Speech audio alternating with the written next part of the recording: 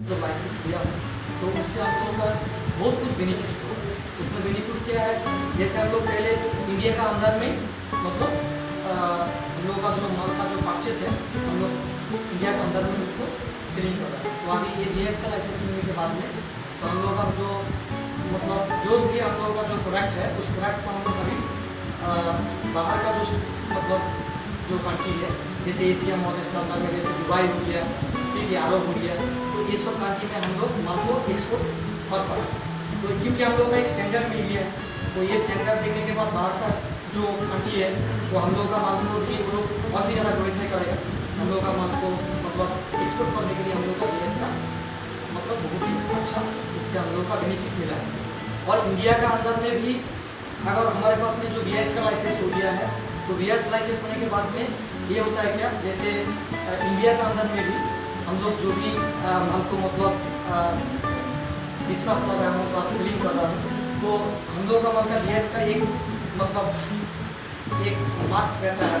तो ये जो प्रोडक्ट है हमारा जो प्रोडक्ट है जो सिलिकॉन, तो ये प्रोडक्ट को भारत मतलब जो हम लोग से पास से खरीद रहा है तो उनको BIS का एक मार्किंग होने से मतलब उसको एक फेथफुलनेस होता है भाई ये प्रोडक्ट जो है ये कोई डैमेज प्रोडक्ट नहीं है, ठीक है, बात इसमें कोई रिजेक्ट नहीं है।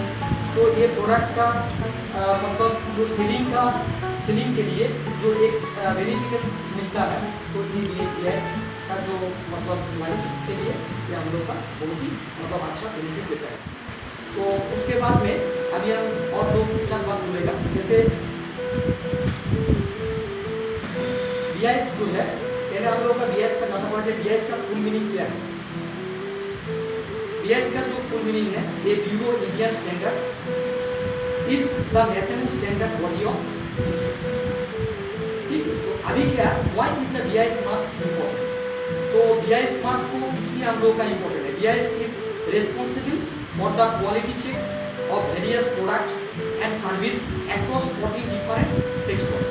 The BIS is involved in several activities like certification of product standard for testing, hallmark, calibration scheme and the quality certification of this product safeguard people from several health and safety hazard।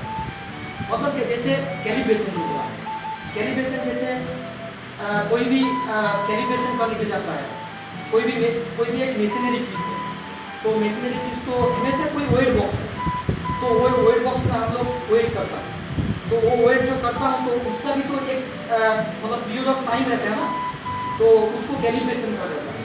तो जैसे 1 साल 1.5 साल तो difference होता है ना कोई भी वेट मशीन में, तो इसको कैलिब्रेशन बोलता है। और हॉल मार्किंग तो पहले हमारा मतलब जो अर्जी है वो बोला, ठीक है।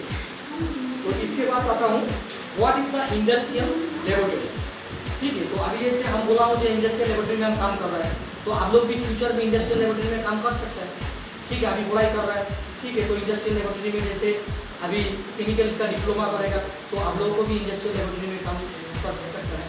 तो इंडस्ट्रियल लेबोरेटरी क्या चीज़ है? Industrial laboratories are used to research different fields and markets include. तो ये फेरोसिलिकॉन एक मतलब ऐसा चीज़ है जो एक एलिमेंट है, जैसे आपका मेटल हो गया, ठीक है, जैसे MS हो गया, माइल्ड स्टील हो गया, ठीक है। तो माइल्ड स्टील बनने के लिए उसका जो रॉ मटेरियल है तो ये रॉ मटेरियल मतलब माइल्ड स्टील बनाएगा ना तो फेरोसिलिकॉन का जरूरी है।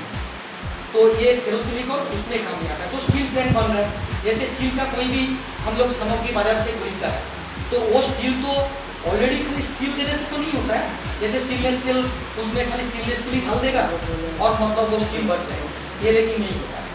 तो स्टेनलेस स्टील बनने के लिए भी उसमें भी मतलब 3-4 प्रकार का एलिमेंट का जरूरी होता है।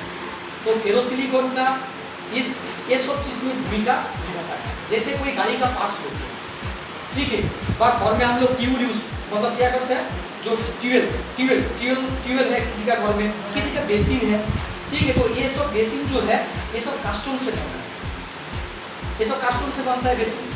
तो ये जो कास्टोन से जो बन रहा है तो ये कास्टोन बनाने के लिए जो प्रोडक्ट का जरूरी है वो प्रोडक्ट का नाम क्या है, जैसे फेरोसिलिकॉन, तो FeSi बोलते हैं। तो ये ferrosilicon, what is ferrosilicon industry? तो फेरोसिलिकॉन इंडस्ट्री क्या चीज है? Ferrosilicon is an alloy used for steel and casting production application. Ferrosilicon finds it is application in metallurgy, semiconductor, solar energy and chemicals. Ferrosilicon जो ये metallurgy है तो इसको एक प्रकार का धातु कल्प बोला जाता है। धातु कल्प मतलब क्या? इसमें से तो पूरा पूरी जो विद्युत सरबराह होता है ये पूरा पूरी नहीं होता है, लेकिन इसका जो सोलर एनर्जी है